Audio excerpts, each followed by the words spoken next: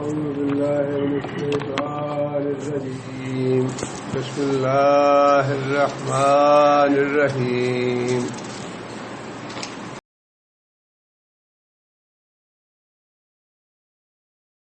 قال دونوں نے کہا ربنا ظلمنا اے ہمارے رب ہم نے ظلم کیا انفسنا اپنی جانوں پر وَإِن لَّمْ تَغْفِرْ لَنَا اگر تو نے ہمیں معاف نہ کیا وَتَرْحَمْنَا ہم پہ رحم نہ فرمایا لَنَكُونَنَّ مِنَ الْخَاسِرِينَ ہم خسارہ پانے والوں سے ہو جائیں گے۔ اس سے پچھلا جو مضمون ہے وہ اپنے ذہن میں رکھ لیجئے۔ اللہ تعالیٰ نے حضرت آدم اور حوا کو جنت میں بھیج دیا اور شیطان اب انتقام لینے کی طاق میں تھا کب مجھے موقع ملے اور میں آدم علیہ السلام سے اپنی حد تک اور بے عزتی کا انتقام لوں۔ چنانچہ اس نے آہستہ آہستہ وسوسے ڈالنے شروع کر دیے اس حکم کے بارے میں جو اللہ تعالیٰ نے ان کو دیا تھا کہ فلاں درخت کے پاس نہ جانا۔ قسم بھی کھائی اور یقین دلایا کہ میں تمہارا بڑا سچا خیر خواہ ہوں، اور یہ لالچ بھی دیا کہ اللہ تعالیٰ نے منع اس لیے کیا ہے کہ کہیں تم فرشتے نہ بن جاؤ اور تمہیں ہمیشہ کی زندگی نہ مل جائے۔ ان دونوں باتوں کے لالچ میں آ کے آدم علیہ السلام نے اللہ تعالیٰ کے اس حکم کی نافرمانی کی، لیکن اللہ تعالیٰ نے جب آدم علیہ السلام کو خبردار کیا کہ اے آدم کیا میں نے تمہیں یہ بتایا نہیں تھا کہ یہ تمہارا کھلا دشمن ہے۔ سورہ بقرہ میں ہم یہ پڑھ چکے ہیں، اللہ تعالیٰ نے آدم علیہ السلام کو کلمات سکھائے یہ معافی مانگنے کے، اور کلمات سکھانے کے بعد سیکھنے کے بعد آدم علیہ السلام نے بھی اور حضرت حوا نے بھی بلا تعمل اپنے گناہ پہ ندامت کا اظہار کیا، اللہ کے آگے توبہ استغفار کی، اللہ تعالیٰ کی رحمت طلب کی، اور اس بات کا اقرار کیا کہ یا اللہ اگر تو نے ہم پہ رحم نہ کیا، تو نے ہمیں ہمارا گناہ معاف نہ کیا تو ہم یقیناً خسارہ پانے والوں سے ہو جائیں گے۔ آدم علیہ السلام نے توبہ کا راستہ اختیار کر کے اپنی نسل کے لیے یہ مثال بھی قائم کی اور اپنی آنے والی نسلوں کو یہ تعلیم بھی دی کہ گناہ ہو جانا یہ تو انسان کی طبیعت میں رکھ دیا ہے، گناہ تو انسان سے ہونا ہی ہونا ہے، لیکن اس گناہ کو ختم کرنے کا یا اس گناہ سے نکلنے کا راستہ یہ ہے کہ اللہ کے آگے گناہ پہ ندامت اختیار کی جائے، اللہ سے توبہ استغفار کی جائے، اللہ تعالیٰ اس کو معاف فرما دیں گے۔ یہ مثال آدم علیہ السلام نے اپنی اولاد کے لیے چھوڑ دی اور رکھ دی، ان کے سامنے تعلیم دے دی انہیں کہ جب بھی گناہ کا کوئی کام ہو تو اللہ تعالیٰ سے توبہ استغفار کیا جائے، اللہ تعالیٰ معاف کر دے۔ بڑی اہم دعا ہے یہ، اس میں گناہوں کی معافی کا، اپنے گناہوں پہ ندامت کا اظہار بھی ہے، اللہ سے معافی طلب کرنے کا اور اللہ تعالیٰ سے رحمت کرنے کا مطالبہ بھی ہے، سوال بھی ہے، اور پھر اس بات کا اقرار بھی ہے کہ یا اللہ تیرے علاوہ کوئی گناہ معاف کرنے والا نہیں ہے۔ یہ بہت بڑی عقیدے کی بات ہے کہ انسان یہ یقین رکھے کہ اللہ تعالیٰ کے علاوہ کوئی نہ معاف کر سکتا ہے نہ کرا سکتا ہے۔ اِنَّهُ لَا يَغْفِرُ الذُّنُوبَ إِلَّا أَنْتَ، گناہ معاف کرنے والا اور کوئی نہیں ہے الا انت، مگر تو، تیرے سوا کوئی گناہ معاف کرنے والا نہیں ہے۔ اور یہی یہاں بھی اللہ تعالیٰ نے فرمایا یا اللہ تو نے اگر معاف نہ کیا تو پھر تیرے علاوہ کوئی گناہ معاف کرنے والا نہیں ہے، پھر تو ہم ظالم ہی ہوں گے، پھر ہم تو خسارہ پانے والے ہوں گے، پھر تو ہم پکڑے جائیں گے، ہم پہ عذاب آئے گا تیرا۔ یہ ساری باتیں اس دعا میں موجود ہیں، اس لیے اس دعا کا بڑا اہتمام کرنا چاہیے۔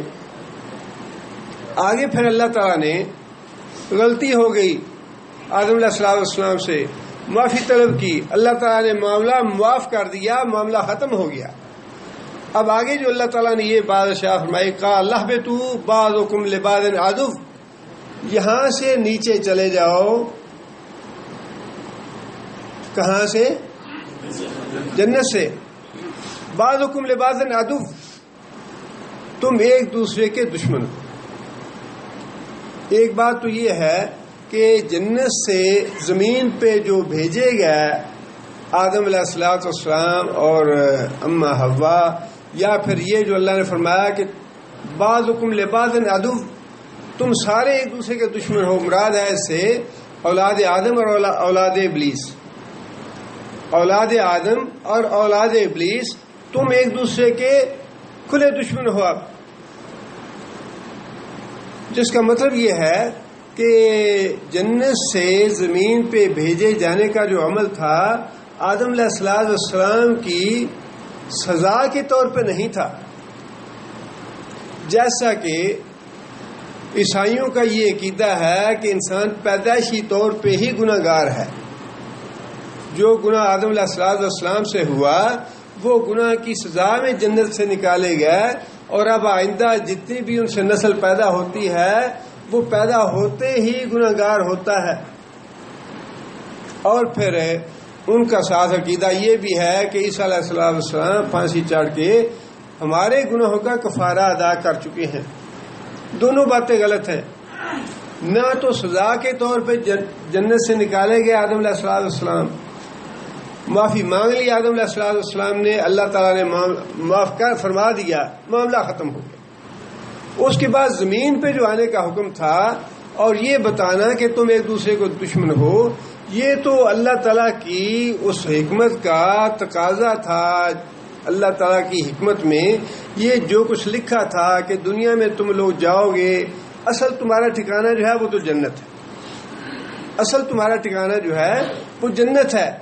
لیکن پہلے تو جنت جو تھی وہ تمہیں اللہ تعالیٰ نے اپنی رحمت سے عطا کر دی آدم علیہ السلام کو، لیکن اب وہ جنت جو ہے وہ تمہارا امتحان لینے کے بعد ملے گی. جو آدمی اپنے آپ کو ثابت کرے گا کہ وہ فی الواقع اس کے اہل ہے، واقعی اس کے قابل ہے، اس کو دی جائے گی، اور جو اس کے نااہل ثابت ہوگا اس کو جنت سے محروم کر دیا جائے گا. لہذا اس مسئلے کے تحت آدم علیہ السلام کو زمین پہ بھیجا گیا، نہ کہ سزا کے طور پہ. اور جب بھیجا گیا تو اس وقت یہ تنبیہ کر دی گئی، وارننگ دے دی گئی کہ آدم علیہ السلام کی اولاد اور ابلیس کی اولاد، یہ تم دونوں ایک دوسرے کے کھلے دشمن ہو. اب یہ تمہارے درمیان یہ میدان جنگ ہے. یہ دنیا جو ہے یہ میدان جنگ ہے، اور اس جنگ کے فریق جو ہیں وہ انسان اور شیطان ہے، جو کہ دونوں ایک دوسرے کے دشمن ہیں. اور اللہ تعالیٰ نے کھلے طور پہ بتا دیا کہ تم جاؤ زمین میں اور تم ایک دوسرے کے دشمن رہو گے ہمیشہ تک کے لیے. بَلَكُمْ فِي الْأَرْضِ مُسْتَقَرٌّ وَمَتَاعٌ إِلَىٰ حِينٍ. اور زمین میں اللہ تعالیٰ کی جو منصوبہ بندی ہے اللہ تعالیٰ کی حکمت کے تحت وہ بھی اللہ تعالیٰ نے بتا دی کہ تمہارے لیے زمین میں مستقر ہے، ٹھکانہ ہے، وَمَتَاعٌ، اور تمہاری زندگی بسر کرنے کا سامان بھی موجود ہے، إِلَىٰ حِينٍ، ایک وقت تک. مراد اس سے انسان کی اپنی زندگی بھی ہو سکتی ہے جو 40 سال ہے، 50 سال ہے، 60 سال ہے، 70 سال ہے، اور مراد اس سے قیامت کا وقت بھی ہو سکتا ہے کہ جب تک قیامت قائم نہیں ہوتی نسل در نسل یہ سلسلہ انسانوں کا چلتا رہے گا حتیٰ کہ قیامت آ جائے گی اور یہ مہلت ختم ہو جائے گی. اور یہ بھی ہو سکتا ہے کہ ہر آدمی کو جو اللہ تعالیٰ نے زندگی دی ہے، جو مہلت دی ہے، اس کے بارے میں اللہ نے فرمایا ہو کہ تم جاؤ زمین میں جا کے وہاں پہ قیام کرو، اپنی زندگی بسر کرو، اپنا سامان زیست تلاش کرو، اپنے معاملات حل کرو وہاں پہ، اور ایک وقت کے بعد جو بھی وقت لکھا ہے تمہارے لیے پھر تمہیں واپس آنا ہوگا، یا پھر اس دنیا کو ختم کر دیا جائے گا اور تمہارا حساب کتاب لیا جائے گا. قال، اور یہ بات بھی اللہ تعالیٰ نے بتا دی، فیہا تحیون، اسی زمین میں تم نے اب زندگی بسر کرنی ہے، وفیہا تموتون، اسی زمین میں مرنے کے بعد تم نے جانا ہے، ومنہا تخرجون، اور اسی زمین سے تم نے نکالے جانا ہے. جتنا بھی اس کائنات کا منصوبہ تھا وہ سارے کا سارا اللہ نے بتا دیا کہ انسان جو ہیں اب یہ زمین پہ جا کے قیام کریں گے، زمین پہ جا کے رہیں گے، اپنی زندگی بسر کریں گے، اور وہیں پہ ان کی موت ہوگی، اور موت کے بعد زمین میں دفن کیے جائیں گے، اور مرنے کے بعد دوبارہ پھر اسی زمین سے نکالے جائیں گے۔ یہ ہے وہ منصوبہ بندی جس کے تحت اللہ تعالیٰ نے بھیج دیا دنیا میں انسان کو بھی اور ابلیس کو بھی، اور یہ بتا دیا کہ تم ایک دوسرے کے دشمن۔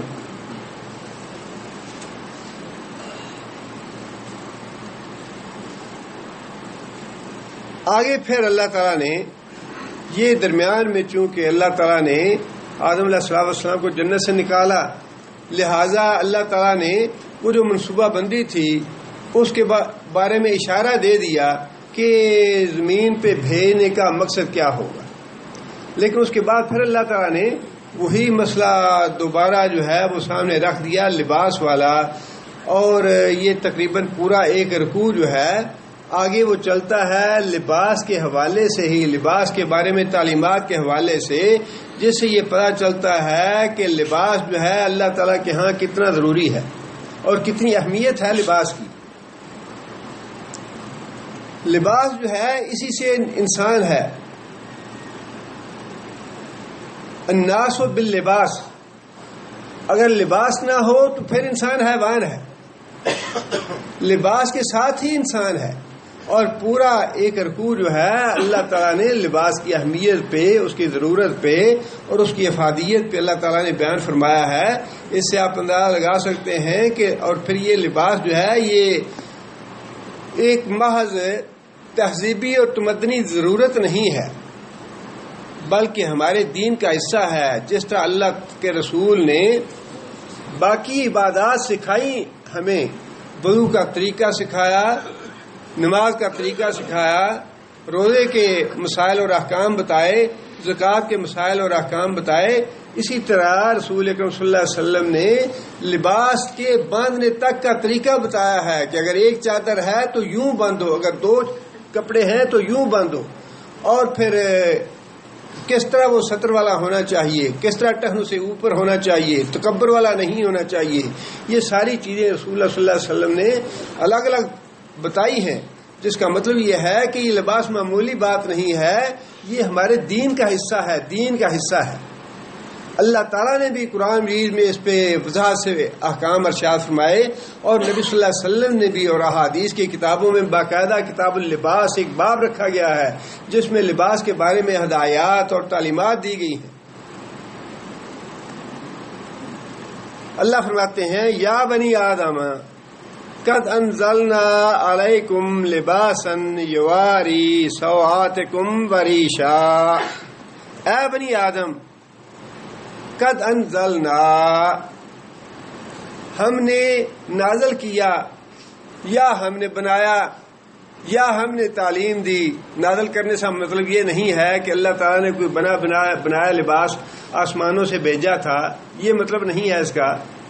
جس طرح انزلنا الحدید ہے کہ ہم نے لوہا نازل کیا، مطلب لوہا پیدا کیا زمین سے، اسی طرح لباس ہم نے پیدا کیا، بنایا، اس کی تعلیم دی۔ علیکم تمہارے اوپر، لباسن یواری سوآتکم، مقصد کیا ہے اس کا؟ یواری وہ چھپاتا ہے، سوآتکم تمہاری شرمگاہوں کو،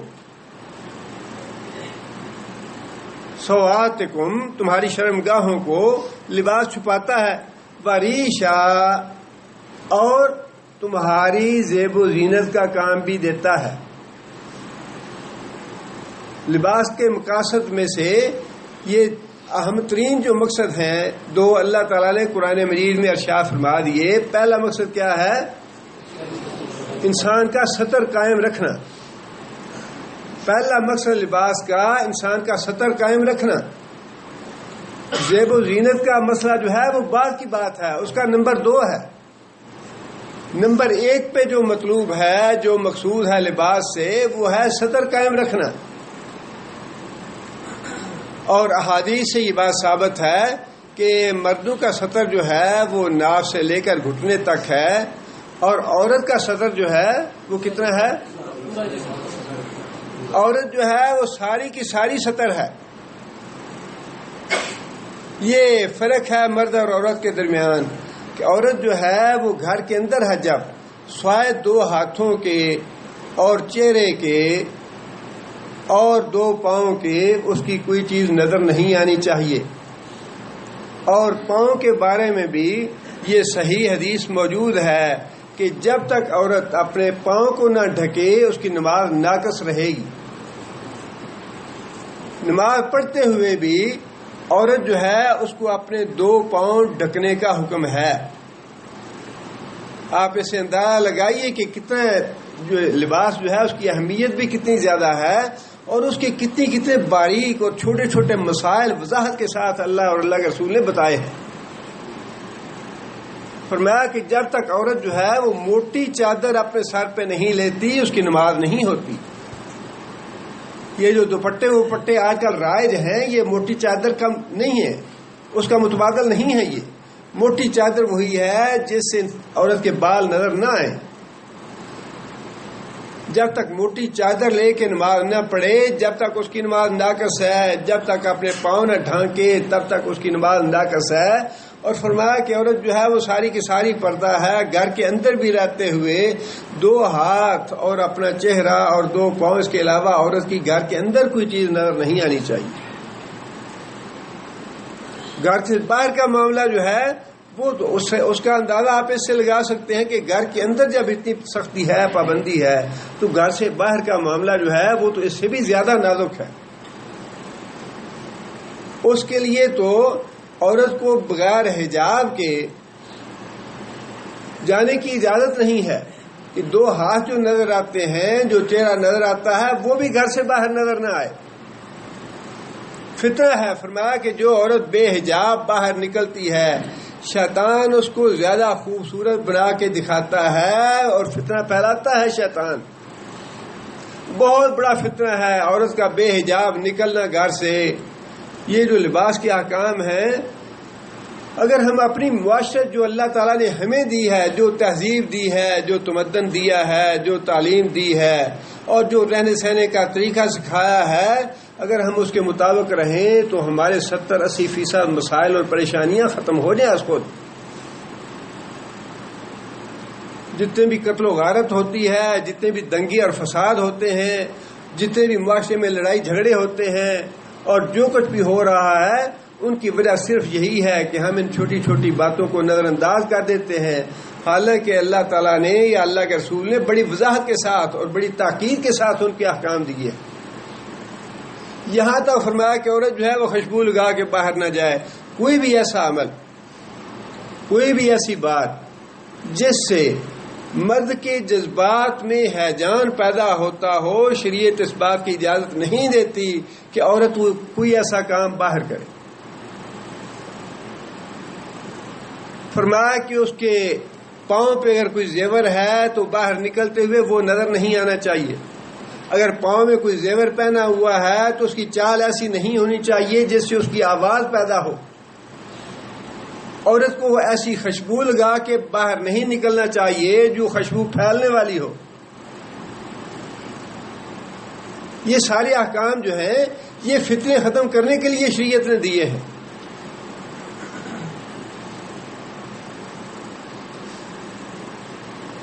فرمایا کہ لباس ہم نے تمہارے اوپر نازل کیا ہے تاکہ تمہاری شرمگاہوں کو چھپائے. اور دوسری بات یہ وریشا، اور یہ اللہ کا فضل اور اللہ کا احسان ہے کہ جو مطلوب بات ہے، جو مقصود ہے، اللہ تعالیٰ نے صرف معاملہ اس تک محدود نہیں رکھا بلکہ اس سے آگے بڑھ کے لوگوں کے ذوق اور لوگوں کے مزاج اور لوگوں میں جو جذبہ رکھا ہے اللہ تعالیٰ نے اپنے آپ کو خوبصورت بنانے کا، اچھا بنانے کا، صاف ستھرا رہنے کا، اس کا بھی لحاظ بھی فرمایا ہے. اس کا لحاظ بھی فرمایا ہے. اس کو نظر انداز نہیں کیا اللہ تعالیٰ نے. اپنی استطاعت کے مطابق اچھا لباس پہن سکتے ہو، صاف ستھرا لباس پہنو، اپنے آپ کو خوبصورت بناؤ. اللہ خود بھی خوبصورت ہے، اللہ خوبصورتی کو پسند کرتا ہے. ایسا نہیں کہ سادھو بن کے رہو اور اپنے کپڑے بھی میلے کچالے رکھو. بلکہ نبی صلی اللہ علیہ وسلم کے پاس آدمی آیا تو نبی صلی اللہ علیہ وسلم نے پوچھا اس سے، کیا تمہارے پاس کوئی دوسرے کپڑے نہیں ہیں؟ یا رسول اللہ ہیں، بڑا کچھ ہے. تو فرمایا تم ان کو دھوتے کیوں نہیں یا انہیں صاف کر کے کیوں نہیں پہنتے؟ 2-3 واقعات ایسے ہیں. پوچھا کہ کیا تمہارے پاس مال نہیں ہے؟ یا رسول اللہ مال بھی ہے، سب کچھ اللہ نے دیا ہے. فرمایا تو تمہارے مال کا اثر جو ہے وہ تمہارے اوپر ظاہر ہونا چاہیے، پتہ چلنا چاہیے اس کا. جوگی بن کے رہنا، سادھو بن کے رہنا، سنت بن کے رہنا یا رہبانیت کا راستہ اختیار کرنا شریعت میں یہ نہیں ہے، اور نہ ہی شریعت نے اس کو نیکی کا نام دیا ہے. بعض لوگ جو ہے تصنع کرتے ہیں ان چیزوں میں، اچھا لباس نہیں پہننا، اچھا کھانا نہیں کھانا، اور وہ سمجھتے ہیں شاید یہ زہد ہے، شاید یہ نیکی ہے. یہ زہد اور نیکی نہیں ہے. جس چیز سے منع کیا گیا ہے، جس چیز سے روکا گیا ہے، آدمی نبی صلی اللہ علیہ وسلم کی خدمت میں حاضر ہوا، یا رسول اللہ میرا تو ذوق بڑا خوبصورت ہے، میں تو اپنے آپ کو چاہتا ہوں بڑا خوبصورت بنا کے رکھوں، اچھا لباس پہنوں، اچھے جوتے پہنوں، اچھی چادر رکھوں. یا رسول اللہ مجھے بتائیے کہ کیا یہ تکبر ہے؟ فرمایا نہیں، تکبر یہ نہیں ہے کہ انسان اچھا بن کے نہ رہے، انسان صاف ستھرا بن کے نہ رہے. یہ تو مطلوب ہے، اسلام چاہتا ہے کہ صاف ستھرے بن کے رہو. فرمایا کہ تکبر یہ ہے کہ انسان اللہ اور اللہ کے رسول کی بات کو ماننے سے انکار کر دے، حق بات کو ماننے سے انکار کر دے. تکبر یہ ہے. تکبر یہ نہیں ہے کہ انسان اچھا بن کے رہنا چاہے تو اچھا نہ بنے، صاف ستھرا بن کے رہنا چاہے تو صاف ستھرا بن کے نہ رہے. لہٰذا اللہ تعالیٰ نے انسان کے جو ذوق پیدا کیا ہے صاف ستھرا بن کے رہنے کا، خوبصورت بن کے رہنے کا، اللہ تعالیٰ نے اس کو نظر انداز نہیں فرمایا، بلکہ اس کو بھی رکھا ہے. اس میں فرمایا کہ لباس کا مقصد جو ہے تمہارا ستر قائم کرنا بھی ہے، اور خوبصورتی اور زیب و زینت اختیار کرنا بھی لباس کا مقصد ہے، یہ بھی شامل ہے اس میں. لیکن اس کا نمبر دوسرا ہے، پہلا نمبر جو ہے وہ ستر قائم کرنا ہے. آگے پھر یہ بات ارشاد فرمائی، وَلِبَاسُ التَّقْوَىٰ ذَٰلِكَ خَيْرٌ، وَلِبَاسُ التَّقْوَىٰ ذَٰلِكَ خَيْرٌ. لیکن یہ بات بھی یاد رکھو کہ جو تقوی کا لباس ہے وہ سب سے زیادہ اچھا لباس ہے، بڑا خوبصورت انداز ہے تعلیم دینے کا اور تربیت کرنے کا. لباس کی بات ہو رہی ہے کہ لباس اس مقصد کے لیے ہے، لباس اچھا بنا لو، اپنی زیب و زینت اختیار کر لو. وہاں بھی اللہ تعالیٰ نے ایمان اور اعمال صالح کو نظر انداز نہیں فرمایا. مفسرین نے لکھا ہے کہ لباس تقوی جو ہے یہ حصی چیز نہیں ہے، بلکہ یہاں مراد لباس تقوی سے ایمان اور اعمال صالح ہے. کہ ٹھیک ہے یہ باہر کا لباس جو ہے اپنے بدن کو ڈھانپنے کے لیے، اپنے عیوب اور اپنا ستر، اپنی شرم گاہیں ڈھانپنے کے لیے یہ ظاہری لباس بھی پہنو، لیکن اپنے جو روح کے عیب ہیں، جو اندر کے گناہ ہیں، ان کو بھی ڈھانپو تقوی کے لباس کے ساتھ. اپنے ایمان اور اللہ تعالیٰ نے دونوں چیزوں کو ساتھ ساتھ رکھا ہے، جسمانی ضرورتوں کو بھی اور روحانی ضرورت کو بھی. تمہاری جسمانی ضرورت یہ ہے کہ اچھا لباس پہنو اور ستر ڈھانکو، اور تمہاری روحانی ضرورت یہ ہے کہ لباس التقوی اختیار کرو، ایمان اور اعمال صالح. لباس التقوی سے مراد ایمان اور اعمال صالح ہے. فرمایا کہ جس طرح تم اپنے جسم کو ڈھانپتے ہو اور اس کے عیوب جو ہیں وہ ڈھانپتے ہو اپنے جسم کے اچھے لباس کے ساتھ، اسی طرح اپنی روح کے جو عیوب ہیں، اپنی روح کے جو گناہ ہیں یا جو روح کی بری چیزیں ہیں، انہیں تقوی کے ساتھ ڈھانپو، تقوی کے ساتھ ایمان اور اعمال صالح کے ساتھ ان کو ختم کرو.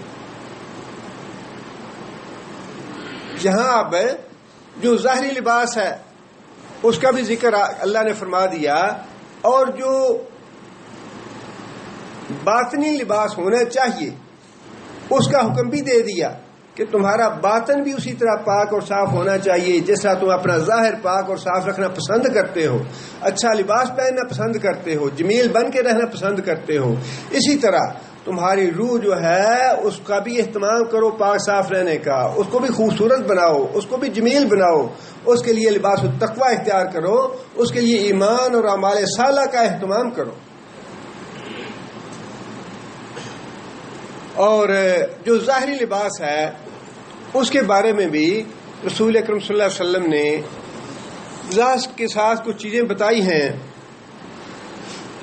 ایک تو یہ بات کہ خاص طور پہ جیسے کہ میں نے عرض کیا، لباس کے بارے میں عورت کا معاملہ جو ہے وہ مرد سے کہیں زیادہ نازک ہے اور کہیں زیادہ اہم ہے۔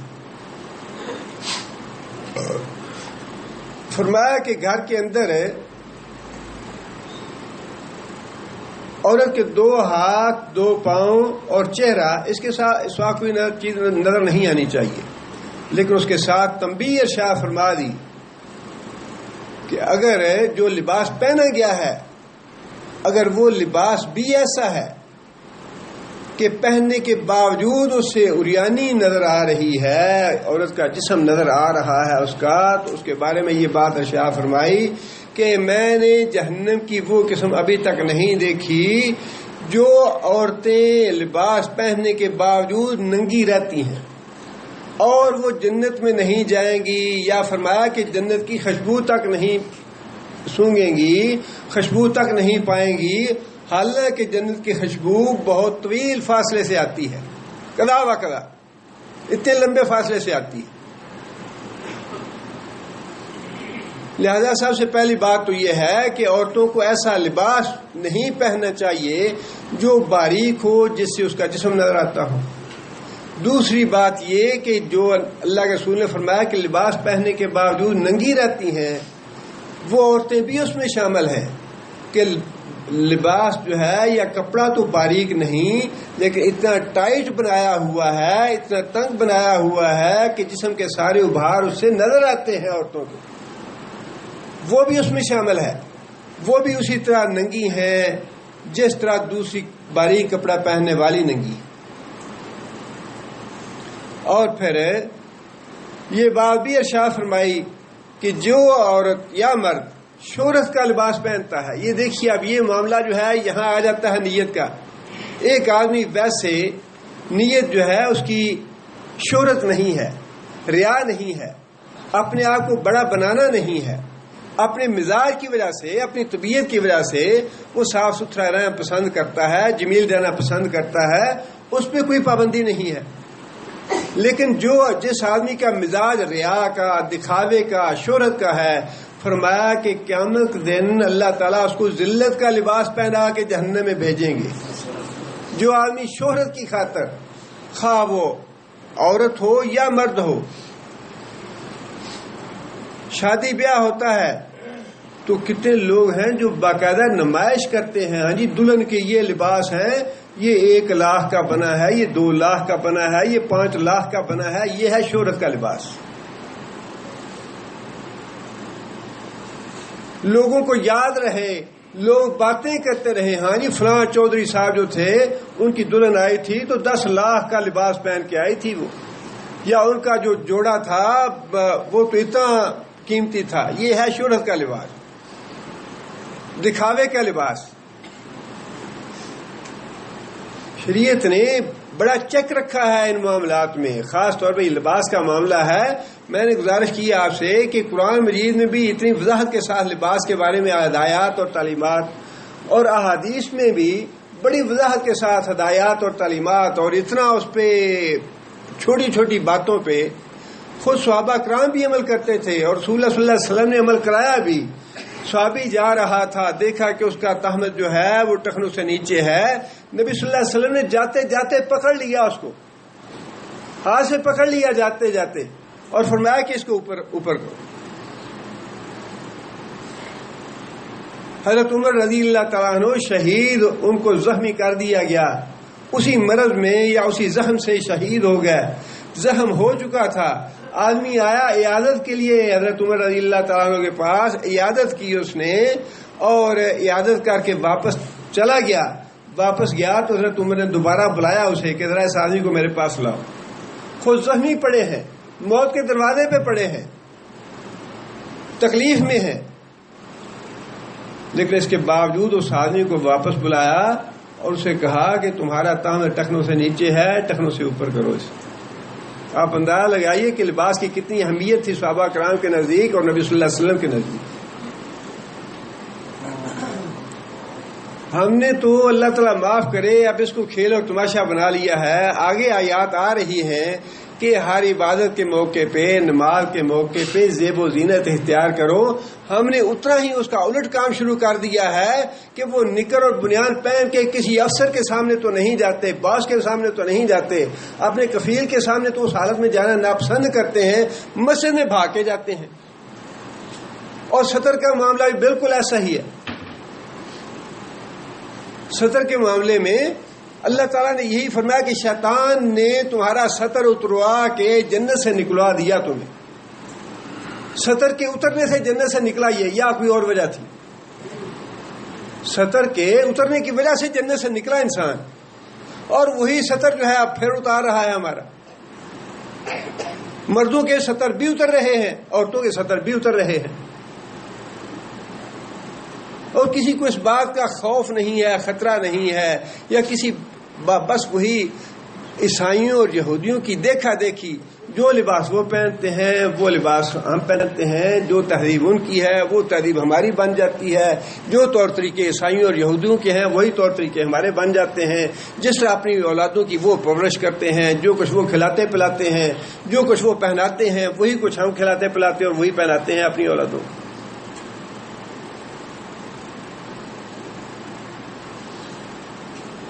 کیا فائدہ مسلمان بننے کا اور ایمان لانے کا؟ اللہ اور اللہ کے رسول پہ ایمان لانے کا مطلب کیا ہے؟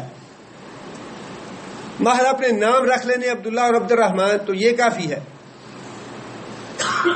اللہ اور اللہ کے رسول پہ ایمان لانے کا مطلب یہ ہے کہ اللہ اور اللہ کے رسول کی تعلیمات کو مانا جائے، اللہ اور اللہ کے رسول کی تعلیمات پہ عمل کیا جائے. اسی طرح نبی صلی اللہ علیہ وسلم نے یہ بات بھی ارشاد فرمائی کہ نقش و نگار کا لباس. نبی صلی اللہ علیہ وسلم کو ایک آدمی نے چادر بھیجی نقش و نگار والی. نبی صلی اللہ علیہ وسلم نے وہ چادر استعمال کی، وہ ہدیے کے طور پہ آئی تھی. نبی صلی اللہ علیہ وسلم نے نماز ادا فرمائی. نبی صلی اللہ علیہ وسلم کی توجہ جو تھی وہ نقش و نگار کی طرف چلی گئی. نماز پڑھتے ہی نبی صلی اللہ علیہ وسلم نے فرمایا کہ یہ چادر واپس دیا اسے، اور اس کی حوصلے کے لیے، دل لگی کے لیے فرمایا کہ اسے کوئی اور ہدیہ لے آنا، کوئی سادہ چادر لے آنا اس سے، لیکن یہ نقش و نگار والی چادر واپس کر دو. اب آپ کسی مسجد میں بھی جا کے دیکھ لیجئے کتنے لوگ ہیں جو نقش و نگار والے لباس پہن کے نمازیں پڑھتے ہیں، اور نہ دوسروں کی توجہ خراب ہوتی ہے نہ ان کی اپنی خراب ہوتی ہے. ہماری نمازیں یہ ہیں. صحابہ کرام تو اپنے باغ میں اگر کوئی چڑیا چہچہاتی ہے اس سے ان کی نماز خراب ہو جاتی ہے. اگر کوئی نقش و نگار والا لباس ہے اس سے نماز خراب ہو جاتی ہے. لیکن ہماری نمازیں اتنی پکی ہیں کہ کچھ بھی ہوتا رہے ہماری نماز خراب نہیں ہوتی. سطر اتر جاتا بھی نماز ٹھیک ہے، کپڑے صلیب والے ہوں، کفار کے شعار والے ہوں، نقش و نگار والے ہوں، ریشمی ہوں، جیسے کیسے بھی ہوں، ہماری نماز اس سے متاثر نہیں ہوتی.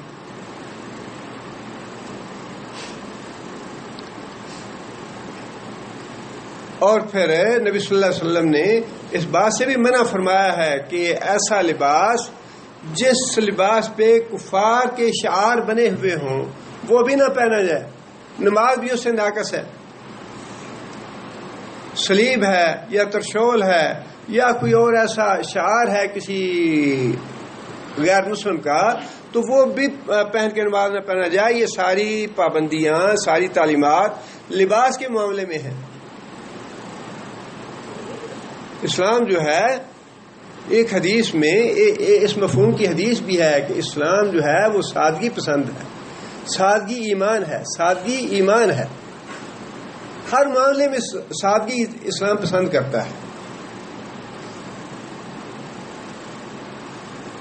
آگے پھر اللہ نے فرمایا ذالک من آیات اللہ، ذالک من آیات اللہ، ذالک یہ من آیات اللہ اللہ کی نشانیوں میں سے ہے.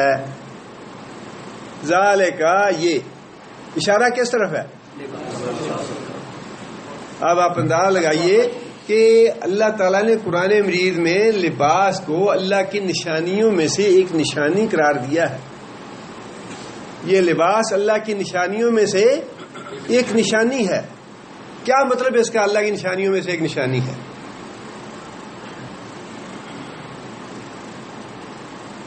قرآن مجید میں اللہ تعالیٰ نے فرمایا کہ عیسیٰ علیہ السلام اللہ کی نشانی ہے.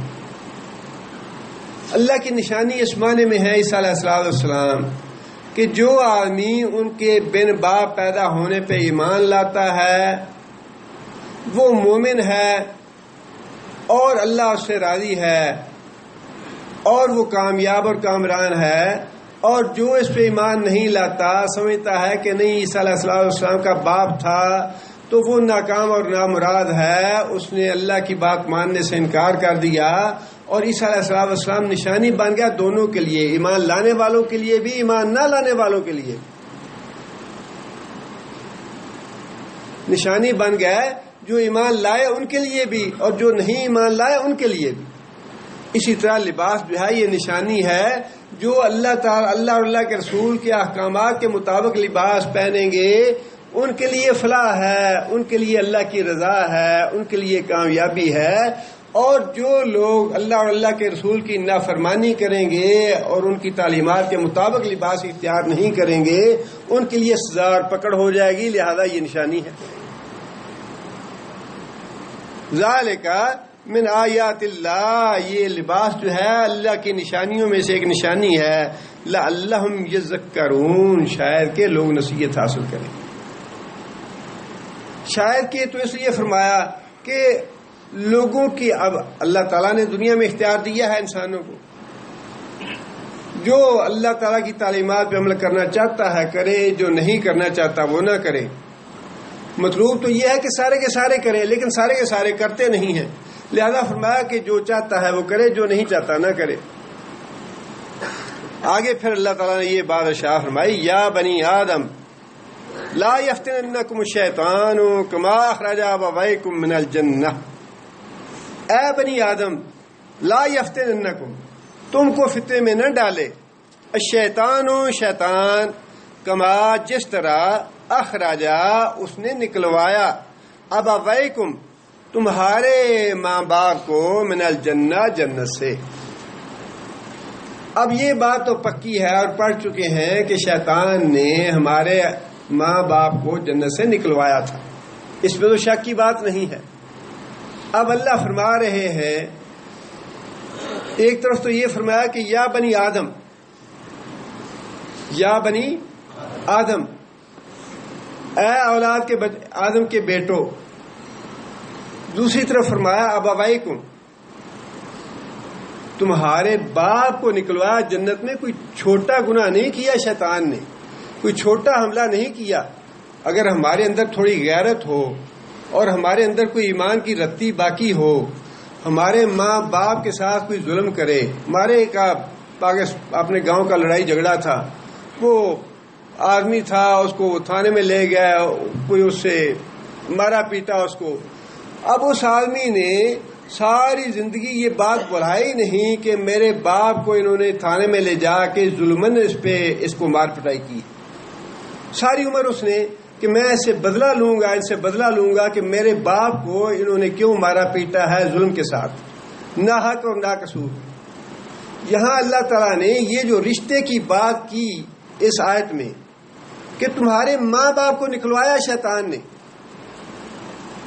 تمہارے ماں، ایک طرف فرمایا کہ اے آدم کے بچوں، اے آدم کے بیٹو، تمہارا رشتہ ہے اپنے باپ آدم کے ساتھ. اگر کوئی رشتہ سمجھتے ہو، اگر تمہارے اندر کوئی باپ بیٹے والی غیرت موجود ہے تو یہ یاد رکھو کہ اسی ملعون نے تمہارے باپ کو جنت سے نکلوایا تھا. جس نے تمہارے ماں باپ پہ ظلم کیا، تمہارا اس پہ کیا حق بنتا ہے کہ اپنے ماں باپ کا بدلہ لو اس سے؟ وہ تمہارا دشمن ہے.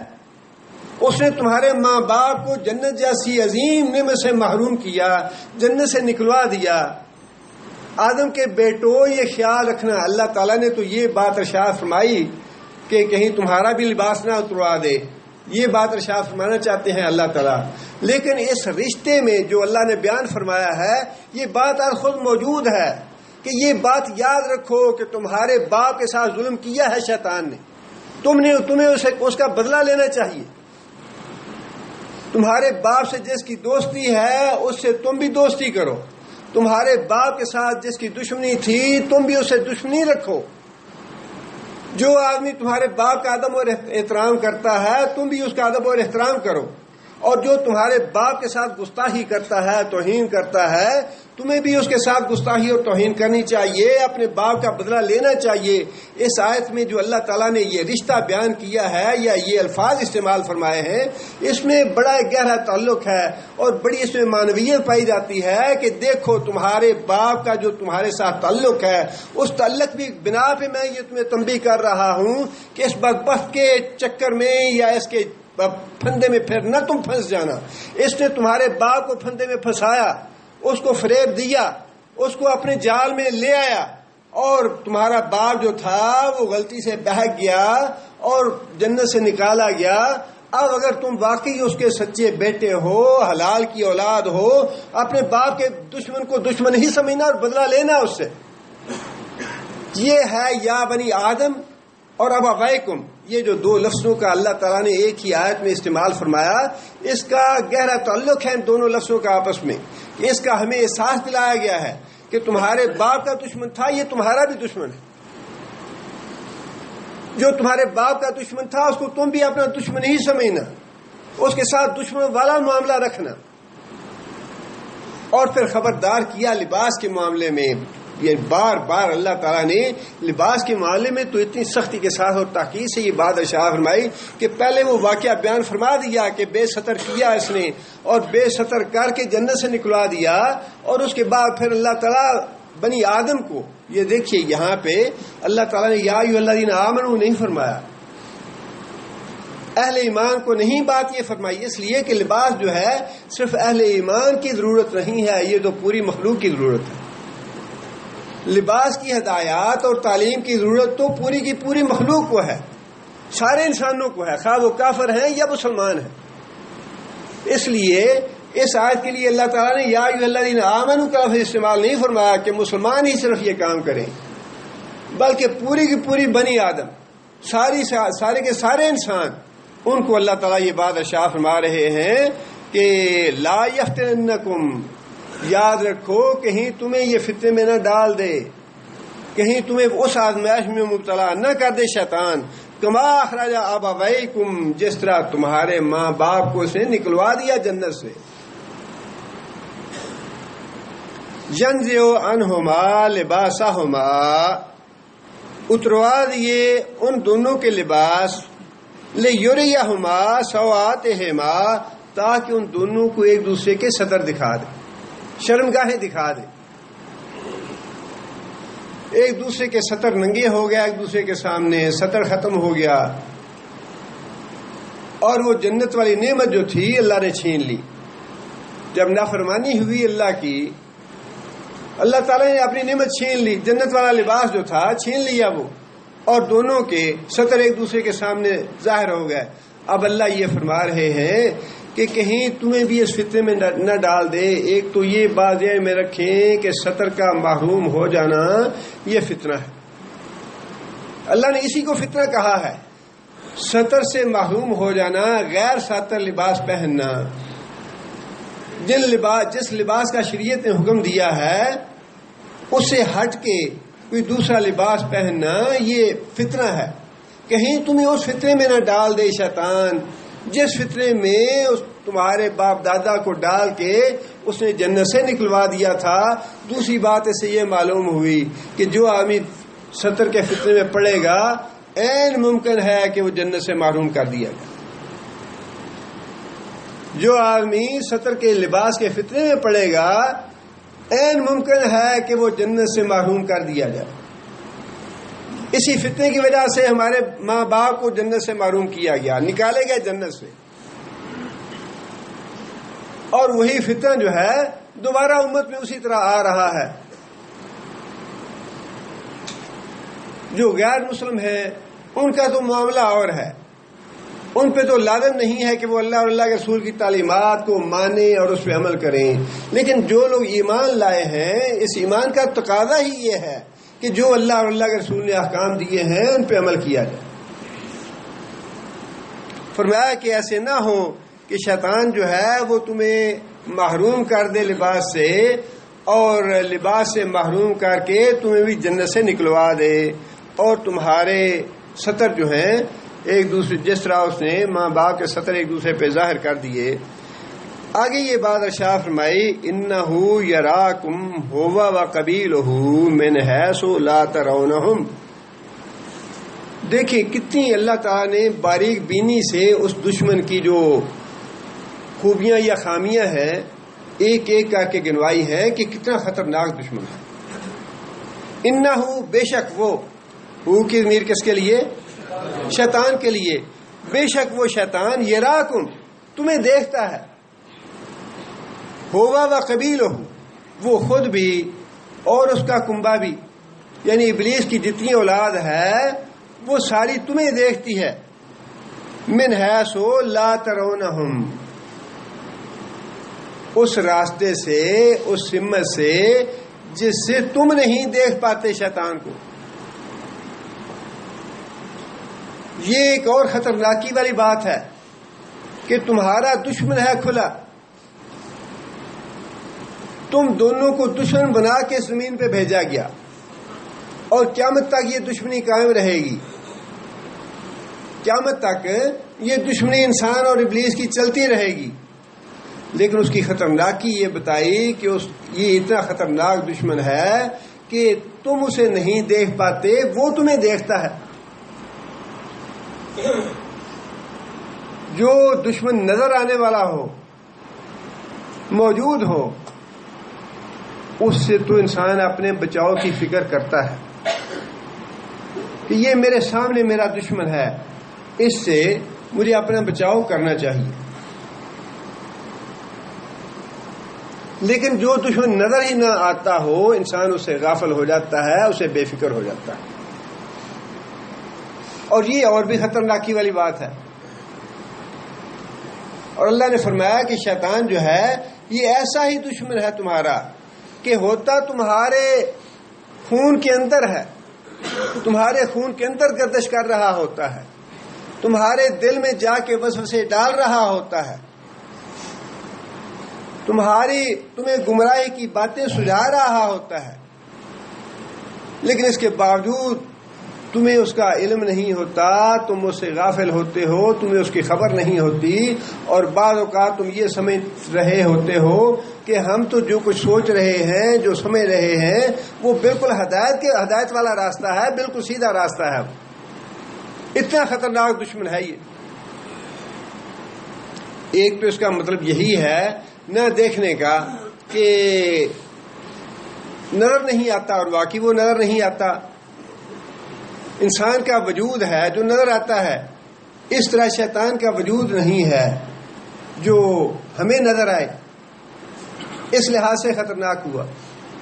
اور بعض مفسرین نے یہ لکھا ہے کہ اس سے یہ مراد ہے کہ جو سازشیں شیطان کرتا ہے، جو چالاکیاں وہ کرتا ہے، جن پھندوں سے انسان کو گمراہ کرتا ہے، وہ انسان کو نظر نہیں آتے. اس میں شیطان انسان کی مت مار دیتا ہے، انسان کی عقل مار دیتا ہے، اور انسان کو یہ پتہ نہیں چلتا کہ مجھے شیطان ہاتھ پکڑ کے کس طرف لے جا رہا ہے، گمراہی کے کس گڑھے میں مجھے لے کے جا رہا ہے. انسان کہتا ہے جی وہ تو ہم نے ٹی وی پہ حضرت صاحب، مولانا صاحب، فلاں صاحب تھے، ان کا مسئلہ سنا ہے، انہوں نے یہ بات بتائی ہے، مرشد صاحب نے یہ بات کہی ہے، ہمارے لیڈر صاحب نے یہ بات کہی ہے. فرمایا کہ اس طرح سے وہ گمراہ کرتا ہے، ایسا بہروپ بن کے آتا ہے تمہارے سامنے کہ تمہیں یہ پتہ نہیں چلتا کہ یہ واقعی ہمیں گمراہ کر رہا. رسول اکرم صلی اللہ علیہ وسلم کو جب قریش مکہ نے قتل کرنے کا منصوبہ بنایا، اس سے پہلے باقاعدہ انہوں نے مجلس کی قریشی سردار سارے اکٹھے ہوئے اور مشاورت کی انہوں نے.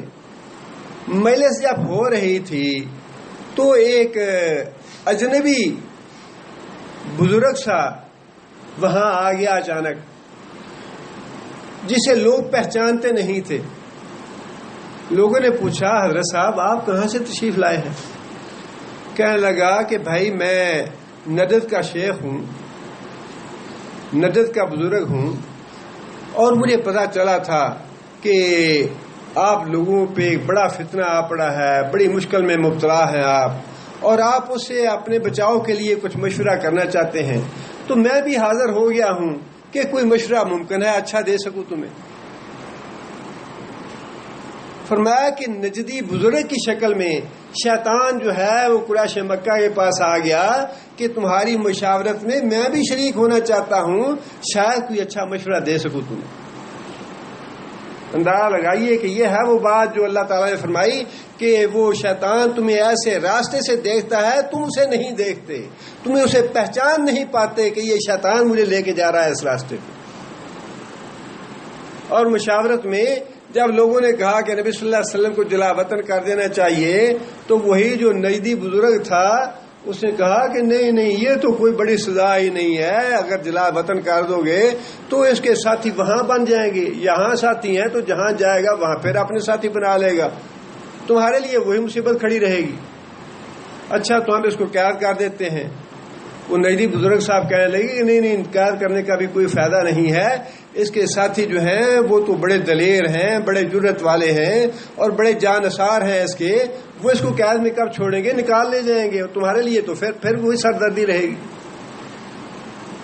ابو جہل نے جب یہ بات کہی کہ بھائی میں تمہیں یہ مشورہ دیتا ہوں کہ اس کے علاوہ کوئی اور راستہ نہیں ہے کہ ہم اس آدمی کو قتل کر دیں، تو نجدی بزرگ صاحب جو تشریف لائے ہوئے تھے کہ میں تو نجد کا بزرگ ہوں، نجد کا شیخ ہوں اور آپ کی مشاورت میں شریک ہونے کے لیے آیا ہوں، کہنے لگا کہ ہاں یہ ہوئی نا بات جوانوں والی، یہ ہے ٹھیک فیصلہ، اس کے علاوہ اور کوئی نجات کا راستہ نہیں ہے کہ اس کو قتل کر دیں. یہ ہے بیروف شیطان کا، جس کے بارے میں اللہ نے فرمایا کہ وہ نجد کا بزرگ ان کو، اس نے قریش مکہ کو نہیں چھوڑا گمراہ کرنے میں. فرمایا کہ ایسے راستے سے تمہیں دیکھتا ہے جس راستے سے تم اسے نہیں دیکھ سکتے، تمہیں اس کا پتہ نہیں، تمہارے دائیں ہے، تمہارے بائیں ہے، تمہارے آگے ہے، تمہارے پیچھے ہے. اور پھر ایسے راستوں سے آتا ہے اور ایسے طریقوں سے آتا ہے، ایسے بیس بنا کے آتا ہے، ایسا روپ بنا کے آتا ہے کہ انسان پہچان نہیں پاتا کہ مجھے شیطان گمراہ کر رہا. بچنے کا راستہ ایک ہی ہے اور وہ اللہ اور اللہ کے رسول کا بتایا ہوا راستہ ہے. اس راستے سے اللہ تعالیٰ نے خود فرما دیا کہ ھذا صراطی مستقیما، اور نبی صلی اللہ علیہ وسلم نے فرمایا کہ بس یہ قرآن جو راستہ ہے یہی ایک ہدایت کا راستہ ہے، اس کے دائیں بھی لائنیں ہیں، بائیں بھی راستے بھٹکے ہوئے ہیں، اور ہر راستے پہ شیطان کھڑا ہے جو انسان کو گمراہ کرنے کے لیے کھڑا ہے. صراطی مستقیمہ کے علاوہ بے شمار راستے ہیں دائیں بائیں، اور وہ سارے کے سارے گمراہی کے راستے ہیں. ہر راستے پہ شیطان کھڑا ہے جو انسانوں کو بلاتا ہے گمراہی کے لیے. اس لیے فرمایا کہ خطرناک ہے بہت زیادہ دشمن. اور پھر آگے اللہ تعالیٰ نے جہاں یہ بتا دیا کہ تمہاری جنگ ہے اس کے خلاف، اور یہ جنگ مسلسل ہے، مرتے دم تک رہنی ہے. اتنا خطرناک دشمن ہے، اتنا خطرناک دشمن ہے کہ مرتے دم تک انسان کا پیچھا نہیں چھوڑتا. اللہم انی اعوذ بک من ان یتخبطنی الشیطان عند الموت. یا اللہ میں تیری پناہ طلب کرتا ہوں اس بات سے کہ کہیں شیطان موت کے وقت مجھے اچک نہ لے، موت کے وقت میرا ایمان نہ چھین لے. اور کتنے صحابہ کرام ایسے تھے جو یہ کہتے تھے، اس بات کا اعتراف کرتے تھے ہمیں اپنے گناہوں کا ڈر نہیں ہے، گناہ اللہ معاف کر دے گا، لیکن ڈر اس بات کا ہے کہ مرتے وقت ہمیں ایمان سے محرومی نہ ہو جائے، مرتے وقت شیطان ہمارا ایمان نہ چھین لے.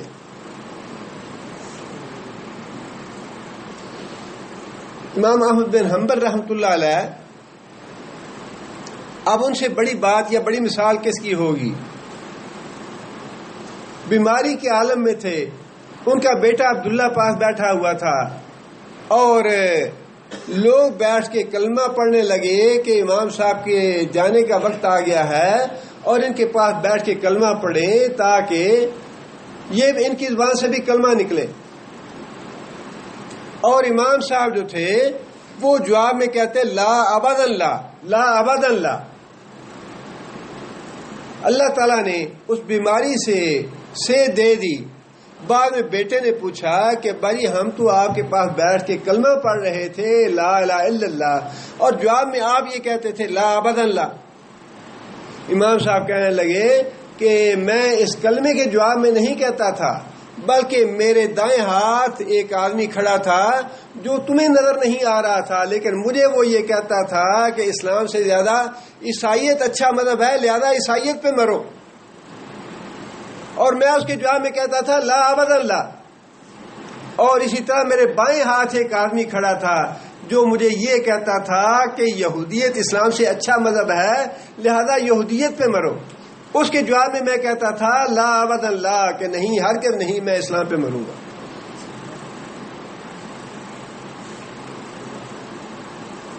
یہ ہے وہ چیز جو اللہ تعالیٰ نے ہمیں بتا دی کہ خطرناکی اس کی اتنی زیادہ ہے کہ وہ تمہیں نظر نہیں آتا. جو روپ بنا کے آتا ہے، جو بیش بدل کے آتا ہے، تم اس سے واقف نہیں ہوتے.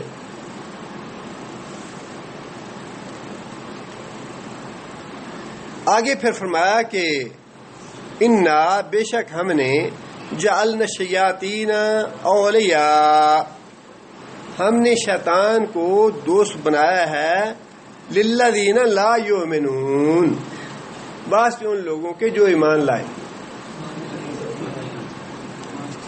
لا جو ایمان نہیں لائے، للذین واسطے ان لوگوں کے لا یؤمنون جو ایمان نہیں لائے.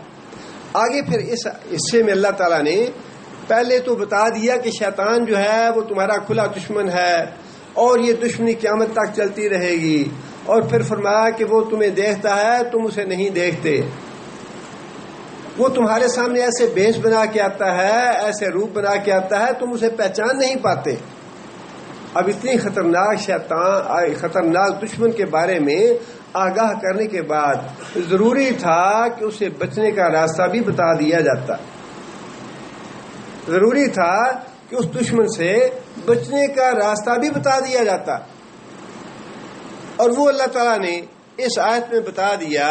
اللہ فرماتے ہیں انا، بے شک ہم جعلنا الشیاطین، بنایا ہے شیطانوں کو اولیاء، دوست، للذین لا یؤمنون، ان لوگوں کے لیے جو ایمان نہیں لاتے. دوسرے الفاظ میں شیطان سے بچنے کا طریقہ کیا ہوا؟ ایمان لانا. جو ایمان نہیں لائیں گے ان پہ تو اس کا زور چلے گا، اس کے تو دوست بن جائیں گے، وہ اس پہ وہ مسلط ہو جائیں گے، اس سے اپنی ساری باتیں منوا لیں گے. لیکن اس کا زور کن پہ نہیں چلے گا؟ جو ایمان لے آئیں گے. جو ایمان لے آئیں گے اللہ پہ اور اللہ کے رسول پہ ایمان لے آئیں گے، اللہ اور اللہ کے رسول کی فرما برداری کریں گے، اللہ اور اللہ کے رسول کی اطاعت گزاری اختیار کریں گے، ان کا دوست نہیں بن سکے گا، ان پہ اس کا زور نہیں چلے گا. لہذا ساتھ یہ بھی بتا دیا کہ جو بچنا چاہتے ہیں شیطان سے انہیں اپنا ایمان پکا اور مضبوط کرنا چاہیے. ہمارے جیسا کچا ایمان نہیں، ہمارے جیسا ایمان جو ہے اس پہ تو بڑی جلدی شیطان غالب آتا ہے. ایمان وہ ہو جو ایمان پکا ہو. انسان کا ایمان جو ہے وہ ڈگمگانے والا نہ ہو. انسان اللہ تعالیٰ کی، اللہ پہ ایمان لائے اور شیطان کے مقابلے میں اللہ تعالیٰ کی پناہ طلب کرے. ایمان لانے کے بعد جب اللہ تعالیٰ سے انسان پناہ طلب کرتا ہے تو اللہ تعالیٰ اس کو پناہ دیتے ہیں. جب اللہ تعالیٰ سے انسان پناہ طلب کرتا ہے، دیکھیے اب دو صورتیں ہیں. ایک تو یہ ہے کہ دشمن ہے شیطان، اب دشمن کے ساتھ معاملہ کرنے کا یا اس سے بچنے کا طریقہ ایک تو یہ ہو سکتا ہے کہ انسان دشمن کے ساتھ دوستی کر لے، دشمن کے ساتھ دوستی کر لے۔ شیطان ایسا دشمن ہے جس کے ساتھ دوستی کرنا یہ ممکن نہیں ہے، شیطان کے ساتھ دوستی کرنا یہ ممکن نہیں ہے۔ یا پھر انسان اس دشمن کے مقابلے میں کسی دوسرے کی مدد حاصل کرے جو اس سے زیادہ طاقتور ہو۔ انسان جو ہے وہ شیطان کے معاملے میں ضعیف ہے، انسان خود خلق الانسان و ضعیف ہے، انسان خود ضعیف ہے شیطان کے معاملے میں، از خود بچنا چاہے نہیں بچ سکتا، از خود اگر بچنا چاہے تو نہیں بچ سکتا۔ اس کے علاوہ کوئی دوسرا راستہ نہیں ہے کہ انسان اللہ تعالیٰ کی پناہ طلب کرے، انسان اللہ کی مدد طلب کرے اور تب انسان شیطان سے بچے۔ اور اللہ تعالیٰ کی پناہ طلب کرنے کے لیے کم از کم احادیث میں 200 کے لگ بھگ احادیث دی ہیں جس میں انسان کو یہ تعلیم دی گئی ہے کہ وہ ان معاملات میں اللہ کی پناہ طلب کرے۔ اللہم انی اعوذ بک من شر سمعی، شر بصری، شر لسانی، شر قلبی، شر منیتی۔ یہ سارے شرارتیں اور فتنے جو ہیں شیطان پیدا کرتا ہے ان چیزوں میں۔ آنکھ کا فتنہ ہے، ناک کا فتنہ ہے، زبان کا فتنہ ہے، کان کا فتنہ ہے، شرمگاہ کا فتنہ ہے۔ یہ سارے فتنے جو ہیں شیطان پیدا کرتا ہے اور انسان اللہ کی پناہ طلب کرتا ہے کہ یا اللہ اس فتنے سے بھی پناہ، اس فتنے سے بھی پناہ، اس فتنے سے بھی پناہ۔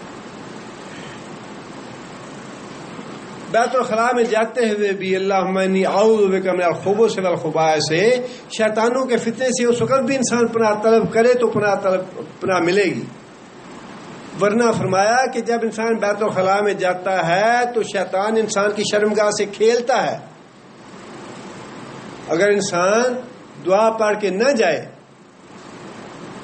دعا پڑھ کے نہ جائے بیت الخلاء میں تو شیطان انسان کی شرمگاہ سے کھیلتا ہے۔ یہاں تک فرمایا کہ انسان جب اپنی عورت کے پاس جاتا ہے تو دعا اللہ کی پناہ طلب کر کے نہ جائے، اللہ کا نام لے کے نہ جائے تو شیطان بھی شریک ہو جاتا ہے اس کے ساتھ، اس لیے کہ وہ تو دشمن ہے۔ اور اللہ نے فرمایا کہ تم اس کی مال میں شرکت کرو، اس کی اولاد میں شرکت کرو، ان کے ہر کام میں شرکت کرو، لیکن جو ایمان والے ہیں ان پہ تمہارا زور نہیں چلے گا، جو ایمان لانے کے بعد اللہ سے پناہ طلب کر لیں گے۔